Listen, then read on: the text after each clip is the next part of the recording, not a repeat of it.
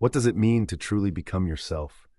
We spend our lives believing we are awake, that we know who we are, that the choices we make are our own. But beneath the surface of that fragile certainty lies a deeper truth. Most of what drives us is hidden, unseen, and unknown even to ourselves. We are not the captains of our minds, but passengers on a vessel guided by forces older than memory, older than history itself. Every thought, every desire, every fear is haunted by shadows stretching back through generations, by patterns of myth and instinct written into us long before we were born. Carl Jung understood this better than anyone. He saw that humanity's greatest danger is not what lies in the outside world, but what lies unrecognized within.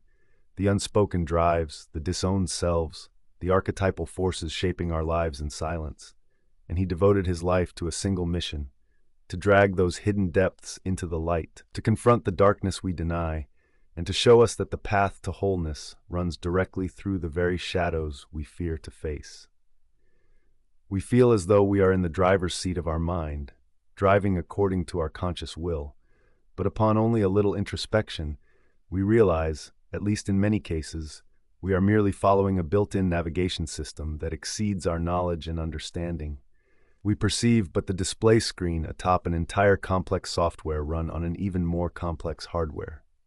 If we do not attempt to familiarize ourselves with this navigation system, how it works, where it's trying to go, and how to override it when it sends us the wrong direction, we risk aimlessly traveling the world, ending up somewhere uninteresting at best and disastrous at worst.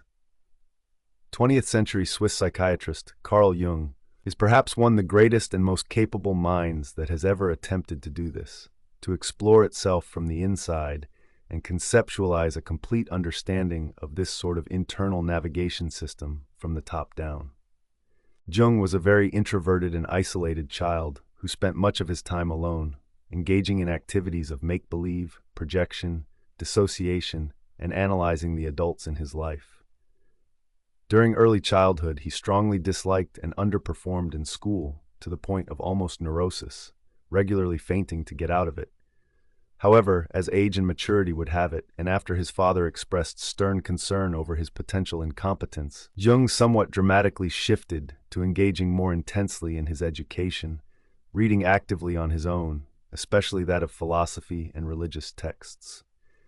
Following secondary school, after determining that he did not want to follow the family's path of a religious vocation, Jung would end up pursuing medicine at the University of Basel.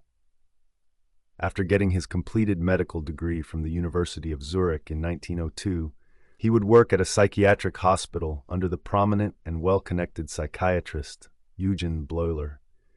Several years later, he would leave the hospital and begin his own private practice. As Jung became more successful and well-known in his field, he would soon become acquainted with the extremely popular, groundbreaking, and controversial psychologist of the time, who still holds this title today, Sigmund Freud. The two would meet for the first time in 1907, upon which they would talk for around 13 hours straight. This would quickly develop into a strong friendship and professional association. They traveled the world and lectured together, analyzed each other's dreams, and discussed various aspects of their psychological studies and theories.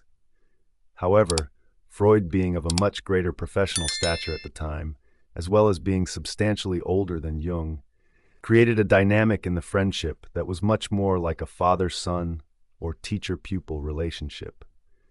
This would unfortunately pose problems as Jung's career advanced and began to encroach on Freud's. The two would soon find themselves in disagreements over fundamental aspects of each other's theories. Ultimately, these disagreements, Jung's tendency toward a somewhat mystical consideration of the human mind, as opposed to Freud's more scientific reductionist approach, the nature of their father-son relationship, and Jung's desire for professional independence, all caused the two to split their friendship off in 1913. Following and as a consequence of this breakup, from around 1913 to 1918, Jung experienced a sort of midlife psychological breakdown. During this, he spent much of his time introspecting and writing about psychological experiments he conducted on himself, exploring into the recesses of his unconscious. This period of transition, independence, and psychological turbulence would ultimately concretize his views of the mind and his career as an independent theorist of psychology. Put simply, the primary objective of Jung's career was to understand the nature of the psyche and then develop theories and methods to aid in the integration of all its components so as to create a singular, unified state of wholeness. In this context, the psyche here simply refers to the complete personality of the individual, including feelings, thoughts, and behaviors, the combination of the unconscious and conscious mind. The continuous striving toward integrating the psyche through a process of self-realization and becoming a maximized, authentic individual, for Jung, was the fundamental goal of life and psychological understanding. Man's task, he wrote, is to become conscious of the contents that press upward from the unconscious. As far as we can discern, the sole purpose of human existence is to kindle a light in the darkness of mere being. For Jung, there is a constant interplay between the unconscious and conscious realms of the psyche, which combine to create our complete personality. Most of this, however, develops and exists in the unconscious realm, beneath our immediate awareness and control. Thus, a significant portion of who we really are, what we really like and are capable of, and the reasons we do the things we do, persist within a realm we don't actively understand or have access to. And so, in order to come into a more authentic and complete state of being, the individual must attempt to make this portion of the psyche conscious by tapping into it and integrating it into the whole of their awareness. Jung would call this process individuation. In order to better understand this, it is important to understand Jung's model of the psyche, which he divided, starting with the broader dimensions, into consciousness, personal unconsciousness, and collective unconsciousness. Breaking each of these three realms down, consciousness is, as one would typically think of it, the realm of personal awareness where one identifies explicitly and knowingly with themselves. At the core of this is another structure Jung identified, the ego. The ego sits at the center of consciousness and provides a sense of personal distinction, creating the story one tells themselves about themselves in order to maintain continuity in their identity. The ego is expressed in the conscious realm by what Jung called the persona, which is the outward efforts of appearance, which the individual actively displays to the world. This persona, however, is often disjointed from the individual's true self, as it displays the character that one thinks or wants to be, according to what the ego deems is appropriate to a particular society and role, and not what is true to who the individual actually is. In order to execute and maintain this suitable appearance and self-esteem, the ego filters various components of personal experience and selfhood either into or away from the conscious dimension. What it filters away and restricts, it represses and sends down into the unconscious realm. One of Jung's most unique and profound insights that differentiates him most notably from other psychologists is how, from here, he separated the unconscious into two distinct structures, the personal unconscious and the collective unconscious. The personal unconscious fits similarly into the ideas already understood and proposed by Freud and others of the time, in which, after the ego represses and disregards undesirable aspects of experience and selfhood, these aspects are stored and concealed here, just beneath normal awareness. They still, however, continue to actively affect and interact back and forth with consciousness. The collective unconscious, however, differentiates from the personal unconscious and other prior conceptions of the psyche in that, according to Jung, it contains and facilitates universal elements that are inherited through the sum total of human history, similar in some sense to how biological evolution works.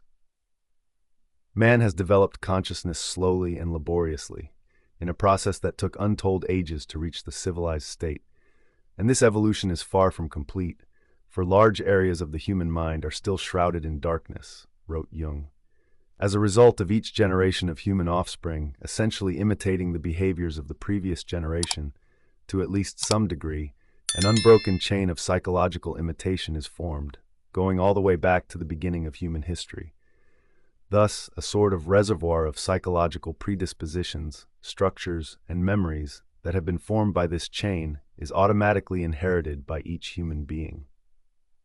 Jung found this to be empirically demonstrable in both his own professional psychiatric practice, finding recurring similarities in the unconscious of a vast number of his patients, as well as historical and mythological research, in which he noticed that similar motifs, symbols, and themes that appeared in his patients' unconscious also were prevalent and consistent across art, myths, and literature within different cultures of different times, even though these cultures often never even encountered one another. In Jung's view, these shared motifs, symbols, and themes were expressions of the various psychic structures consistent across humanity, which he called archetypes. These archetypes, in Jung's model of the psyche, essentially form the basis of the individual's personality by predisposing specific cognitive tendencies. Within the combined unconscious, Jung would refer to all the repressed, denied, and unknown content, which the ego does not want to identify with, as the shadow. Lastly, sort of nested within the shadow, is what Jung broke down into the animus and anima, which specifically refer to the suppressed feminine qualities in a male anima and the suppressed masculine qualities in a female animus. According to Jung, all the aforementioned structures of the psyche work together in active circulation to ultimately form what lies at the center, the self, the combined authentic totality of the unconscious and conscious. This self is who the individual actually is, what they actually desire, what they actually like, what they actually are capable of, and so on. Simply put, getting the ego and a high degree of the persona as close to this as possible is the goal of individuation, and ultimately a fulfilled life. Whether it's through methods like therapy, introspection, personal development toward authenticity, or some combination, ultimately for Jung, it is the task of the individual to determine and strive toward this. In all cases, this sort of self-realization requires an effort of radical self-acceptance. And radical self-acceptance requires an effort of radical self-honesty. In order to actively move deeper into the psyche, each opportunity one takes to examine a personal feeling, thought, or action, they must attempt to do so by accepting the complete and often undesirable potentiality of what it truly indicates about themselves, that they are not always who they think or hope they are. Each of these capitalized opportunities, personal or professional, is like a small step down the stairwell into the unconscious. As one goes further down, however, as they confront these deeper and darker elements of their being hidden in the basement, they must, in Jungian terms, work to integrate their shadow, the breadth of their potential faults and wickedness, as opposed to rush back up the stairs in denial. One's shadow does not disappear by looking away from it. In the same way, one cannot literally evade the light-casted shadow of their body by outrunning it. There is no move or evasive tactic that separates the individual from their psychological shadow. The danger, rather, is in the attempt to do so, the ignorance and denial of it. Good does not become better by being exaggerated, but worse, and a small evil becomes a big one through being disregarded and repressed. The shadow is very much a part of human nature, and it is only at night that no shadows exist, wrote Jung. Awareness of one's dark side allows one to more appropriately manage and recognize it when it sneaks up the stairs, uninvited. One must know of a problem to be able to fix it, and it is an act of healing to admit that one is sick. Although self-acceptance and authenticity is perhaps simple and obvious enough sounding, the act of actually working toward radical self-acceptance and individuation is, of course, far from simple and obvious. In the absolute sense, it is almost certainly impossible. In the above-average sense, it is still perhaps life's greatest and most difficult endeavor. To truly and honestly accept your downfalls, weaknesses, potential evils, and shameful or unpopular interests and qualities, to admit what you see, fear, or hate in others is and could be inside of you. To admit to yourself that are not and will never be completely who you think and want to be, that you are not as good as you had hoped, and to confront what your mind has worked a lifetime to keep from itself, is a task that literally shakes the very core of the psyche. However, it is perhaps proportionally essential for a fulfilled and complete life.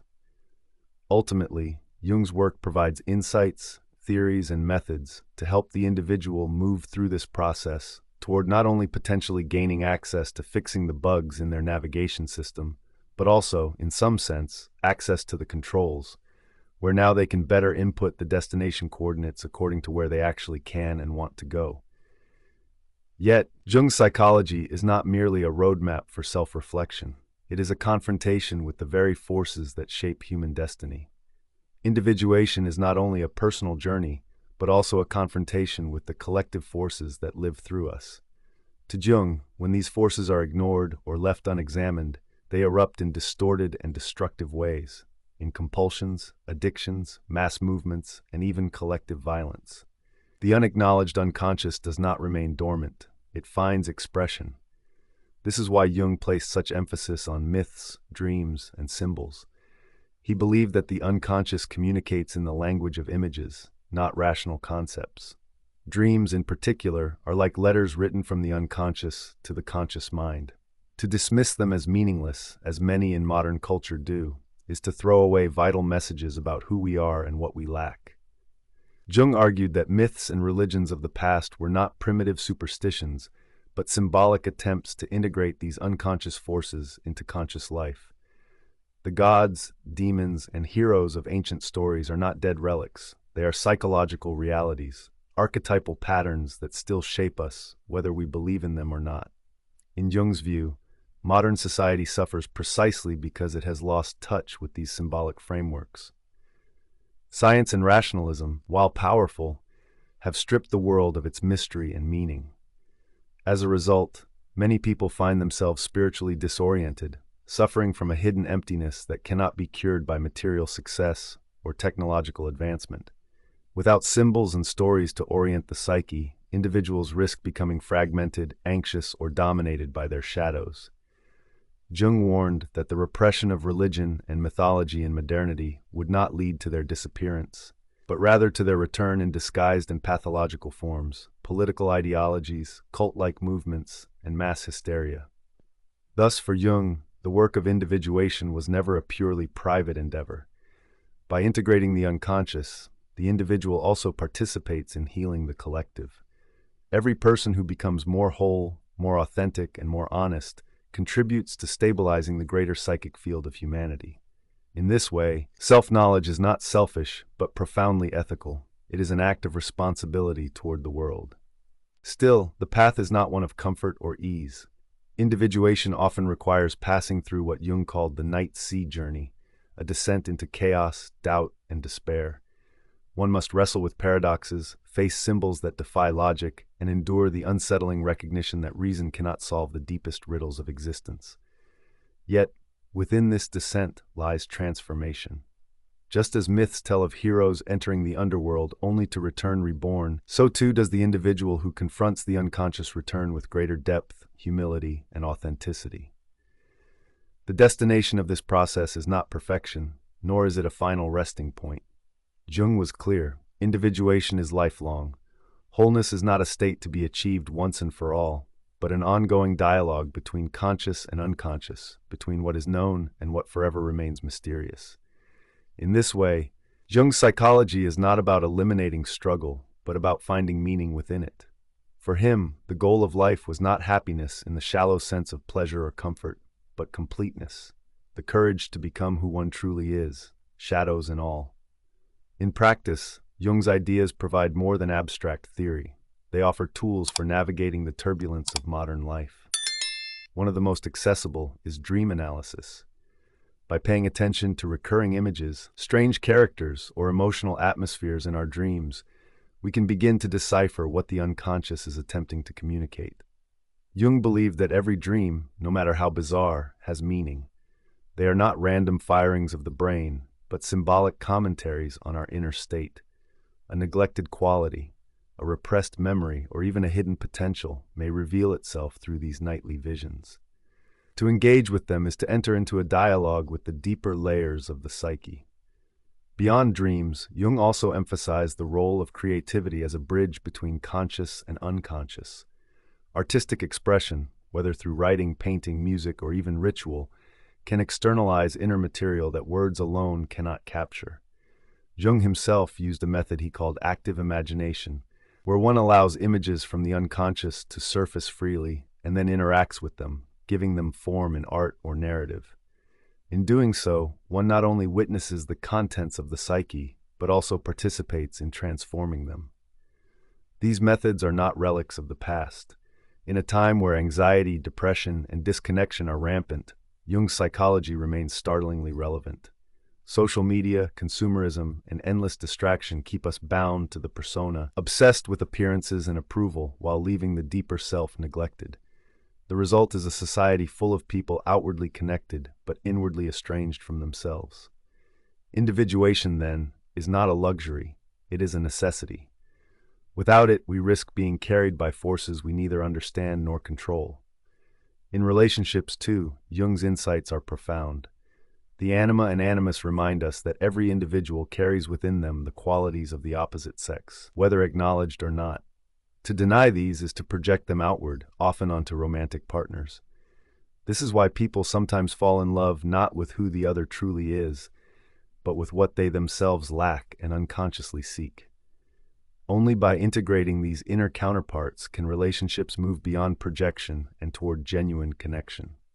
But perhaps Jung's greatest gift to the modern individual is the recognition that meaning is not found by escaping life's tensions, but by engaging them. The path to authenticity requires us to live the contradictions, strength and weakness, joy and sorrow, light and shadow. Jung insisted that the psyche thrives not in the elimination of opposites, but in their integration.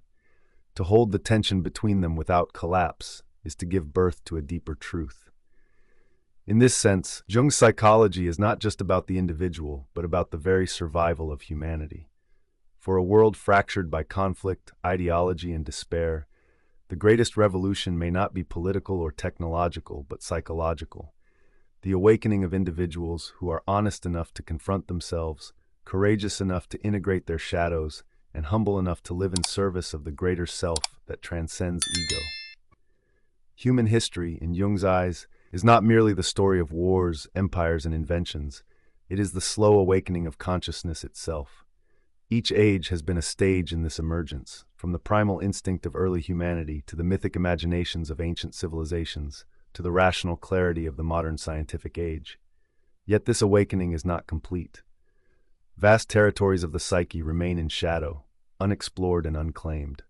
We stand, even now, at the frontier of ourselves. The danger is that we mistake our current consciousness for the final form of human awareness. Jung warned that when an age believes it has reached its summit, it blinds itself to the depths that still remain unseen. The horrors of the 20th century, totalitarianism, genocide, and mechanized war, were for him a catastrophic eruption of unconscious forces unleashed on a global scale. When individuals refuse to face their shadows, whole nations are possessed by them. And so, humanity is faced with a question that is both ancient and urgently modern. Will we continue to run from our inner darkness, or will we summon the courage to integrate it? To Jung, the answer lay in the individual. Great social changes, he believed, do not begin with mass movements, but with single souls who become more whole. Every person who takes the path of individuation contributes to the evolution of consciousness itself. This is why Jung spoke of his work not as a career but as a responsibility to the future of mankind. Each step inward, each confrontation with the shadow, each act of radical self-honesty is not only personal, it is a service to the collective, a gift to generations yet unborn. Perhaps this is why his vision resonates so powerfully today. In an era of dizzying technology and infinite information, we risk forgetting the most essential frontier, the unexplored continent of the human soul. We can split atoms, map genomes, and simulate intelligence, yet still remain strangers to ourselves. And what good is a world mastered externally if it collapses internally? What is progress if the navigator of progress, the human psyche, remains fragmented, blind, and lost? The true revolution Jung offers us is not one of machines or systems, but of meaning. It is the revolution of the individual who dares to ask, who am I really? What shadows live in me? What light do I hide from myself? These are not small or private questions. They are the questions upon which civilizations rise or fall. In the end, Jung's message is as terrifying as it is liberating. The darkness will not go away. The shadow will not vanish. The unconscious will never be fully tamed. But within this endless struggle lies the possibility of becoming more than we are, of igniting, as he said, a light in the darkness of mere being. And so the journey continues, not toward perfection, but toward wholeness, not toward escape, but toward integration. To walk this path is to step into the oldest myth of humanity, the hero's descent into the unknown. But here the hero is not slaying dragons or conquering kingdoms. The hero is you, and the kingdom to be won is your very soul.